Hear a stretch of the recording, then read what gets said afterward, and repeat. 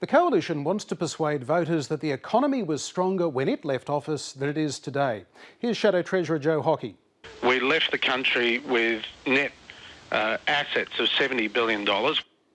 Let's have a look at that claim. Did the Coalition leave the country with net assets of $70 billion?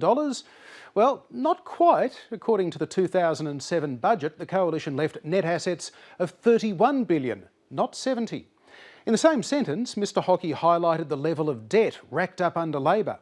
We left the country with net assets of $70 billion, where if we are elected on the 7th of September, we inherit debt going to $400 billion. That $400 billion figure Mr Hockey's talking about there is a gross debt figure that Treasury projects Australia will reach in 2017.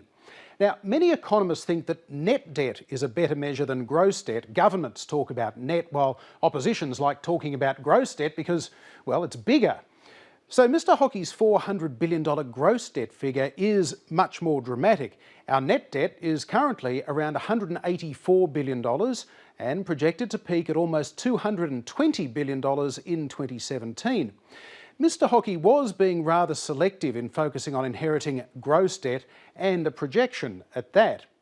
Whether you look at net or gross figures, there has been a significant increase in debt during Labor's time in office, but Mr Hockey uses an inaccurate net figure for the Coalition's time in office and a gross debt figure that's 3 years away to characterise Labor's record. He's comparing apples with oranges. We find Mr Hockey's debt claim to be exaggerated. That's a fact check. You'll find more on our website, and you can follow us on Facebook and Twitter.